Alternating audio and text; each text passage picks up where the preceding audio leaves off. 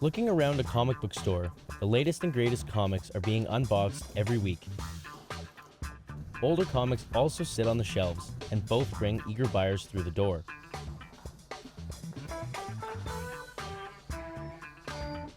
Walking into a trading card store, people are ready to spend anything from $5 to $1,000 on a rare baseball card.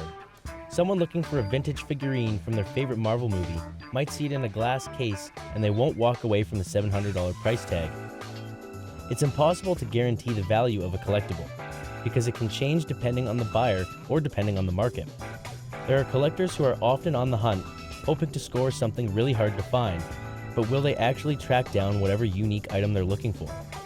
Maybe they do, and it's worth big money. Or maybe it's not. It could be the sale, or just knowing they were the ones to get their hands on the rare find. It can feel like a reward. Collectors never know for sure what they're going to get for a big purchase, or if it will still be worth something later. Collectibles are really only worth what people are willing to spend on them. Collecting can be a gamble. For some, it's just a hobby. For others, they might not be able to stop. We're going to examine collecting. The risk, the rarity, the reward.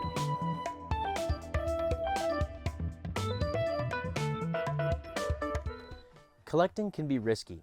What happens when you make a large investment on something such as a sports card, or a figurine, or a comic book and it doesn't turn out to be worth what you originally thought? Collectors will spend hundreds or even thousands on various items. However, a collectible is only worth what a buyer is willing to pay. Buying to resell is not always the best idea, but it's all part of the gamble. My name is Eric Fisher. I'm a Canadian certified counselor. I can give a little piece on what may constitute addiction, what we like to call shopaholism, like with Beanie Babies or other collectibles. And so the American Society of Addiction Medicine, the equivalent, the Canadian Society of Addiction Medicine, they have these 5 criteria that characterize addiction, and it's called the A, B, C, D, and E of addiction. And so the A is like the inability to abstain despite negative consequences. So if someone's having a really difficult time not purchasing, even though maybe they've had like financial consequences or social consequences, maybe with their spouse or partner, telling them like, hey, we can't afford this. It's booths like this that sell everything from comic books to collectibles to antiques to everything under the sun. You make your big money, I guess, on the big ticket items. But we also have like $2 bins. So we try and keep something for everyone. The economy's tight, so you can't always just rely on the big ticket items anymore. I try not to spend too much on collectibles anymore, but when I do, I just make sure that it's something I love and I'm not buying it for the value and hoping that it goes up in value. It's a way to not be disappointed. I try to, when I purchase something, make sure that I've got some room to move. So if I do end up having to sell something that it's no longer what it was valued, at least I'm not out a lot of money. When it comes to value in your comics and how much you're willing to invest and making sure you're not taking risks that are unnecessary, just spend within your means. Look for comics or for collectibles that you have some passion for. So if you're sinking money into a large item, just make sure there's a connection to it. Fads change, people change. What's hot is no longer hot anymore, but as long as you still love it, then it doesn't matter. If you're looking at collectibles as an investment, it's probably a terrible idea because the market changes too much. What's hot now is not necessarily going to be hot in a few years. You can't look at like latest Marvel movie and say, well, this one's going to be great, and hope that it increases in value. When that movie comes out and it's a dud, then you've sunk a lot of money into something that's not great. Collecting is not always a guarantee, but collectors sometimes might get lucky. When digging through garage sales or old antique shops, you just might find something valuable at the bottom of the pile. Some people love to hunt for the big ticket items, but rare finds like these are not always common. And then the B is impairment in behavioral control. There's that impulsivity. There's that inability to control those behaviors around that possible addiction. And then the C is simply craving. It's like that really strong urge to want to have those baseball cards or whatever someone's collecting. And then The D is like diminished recognition of problems with my own behaviors and also interpersonally with other people. And so that kind of goes back to that social impairment where maybe I'm collecting these different items and I don't realize that it's actually hurting relationships of mine. And then the last one, the E of this, is what we call dysfunctional emotional response. So in addiction, a person often will have a difficulty where it was pleasurable at the beginning perhaps to do substances or pursue certain behaviors like collecting, yet it comes to the point where it's not pleasurable anymore. They're just doing like a dependency behavior where they feel like they have that compulsion to either mood alter or do some type of behavior like gambling, shopaholism, over shopping, whatever it is. And they don't get that pleasure. It's really just to get back to baseline for them. Not everyone has the craving when they have addiction. Some people just enjoy collecting things, and that's okay if they don't have those impairments in other domains of their life. I guess some exceptions, but pretty much nothing made today is going to gain in value because they make so much of it and it's so accessible.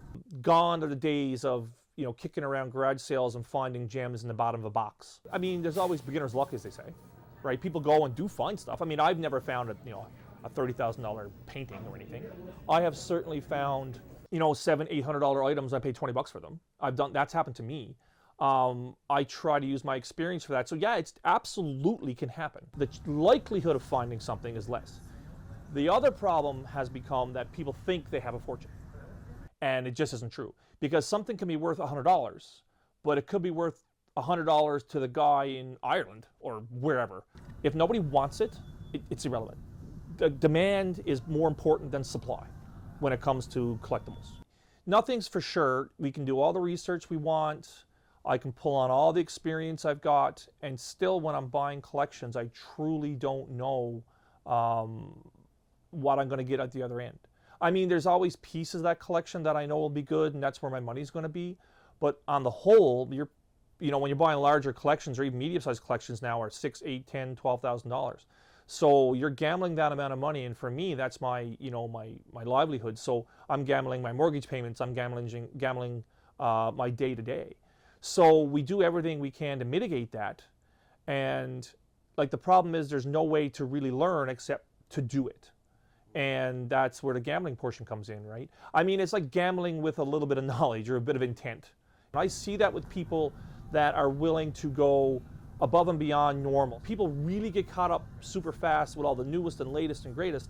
And even though maybe it's not their favorite, they have buyer's remorse a couple months later. They're at the stores every single day. They're overpaying for product. So the addiction becomes just keeping the items coming in. And people go to extreme lengths. They will pay 4 times the asking price, even though they realize that a month or 2 months from now, the product or item will probably be worth 25% of what it is today. And they just don't care. And some people, of course, have the funds to do so.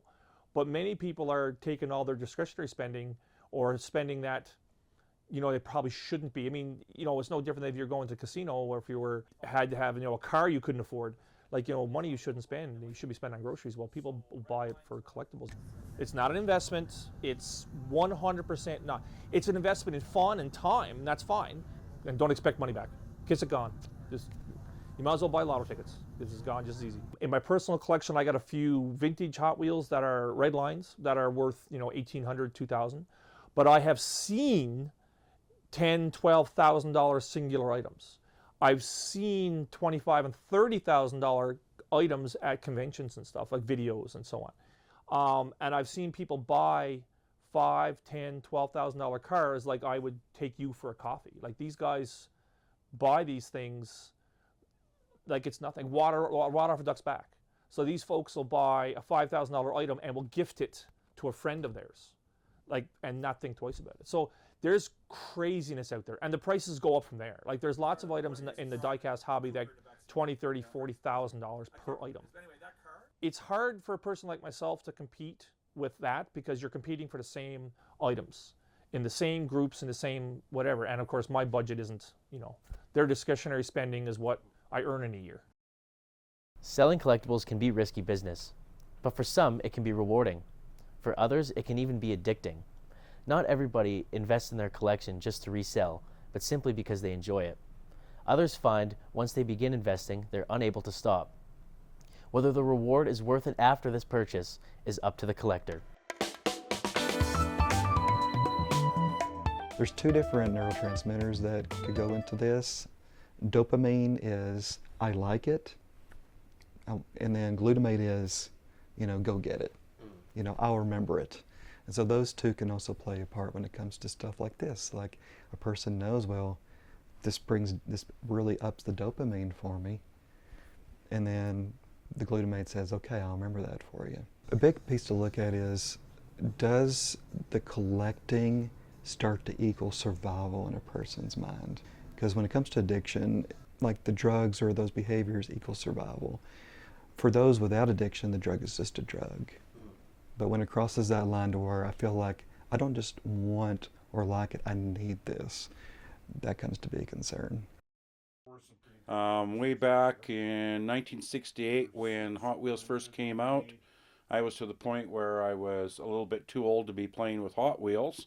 So I got out of it, which I was very disappointed. And then my mom put away a wheel of 12 of the Sweet 16, because there were 16 cars brought out in 1968, and she gave them to me, and that's what started it. Yeah, after a little while, you collect this stuff, you just start to run into people that are doing the same thing.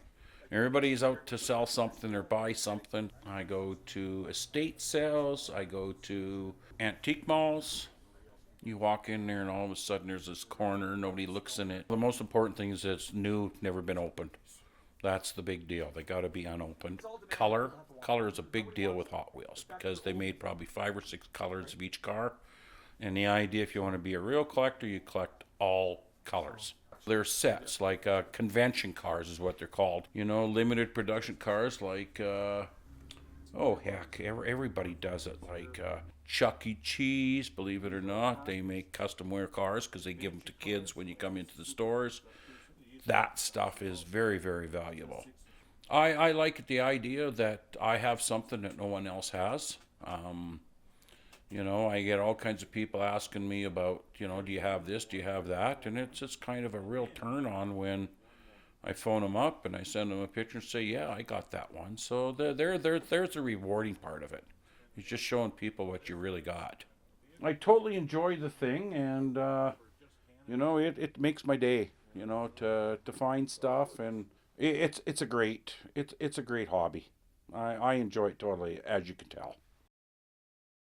I think it's trying to not paint each person with the same brush. Like for me as a counselor who often works in addiction, I could very easily say, if I'm not careful, like, oh yeah, that's addiction, because they're collecting a lot of stuff, and how dare they, right? But at the same time, I think it goes back to, what is my motivation?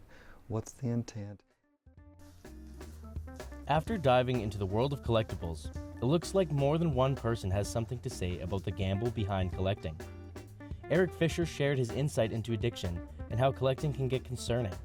It could be affecting relationships, taking over your day, or causing financial struggles. And yet, some collectors are ready to spend freely, even if they have no clear view of what they'll get after their purchase. Kevin Brennan told us about the risk of investing in collectibles. Collectors spend hundreds or thousands of dollars, knowing it could be worth nothing later on. It might be easier to avoid disappointment in an unpredictable industry if collectors focus on buying things they like and not things that they're hoping to make money from. Jason Crane described how difficult it can be to get a hold of something exceptional. It's easy to be drawn in by the chase for rare finds, but there's no promise collectors will actually get their hands on them. Doug Farrell showed us his Hot Wheels, which are his biggest passion. Whether it's the collectibles themselves or winning the hunt for them, it can feel like a reward once it's finally part of the collection. Old comic books, the newest hockey cards, or nostalgic treasures, every collector is after something, and they're ready to make the investment. Like gambling, you can put your money on the table and wait to see if you're walking away with a big win, or a lighter wallet. Collecting is not just a risky business, it's a gamble.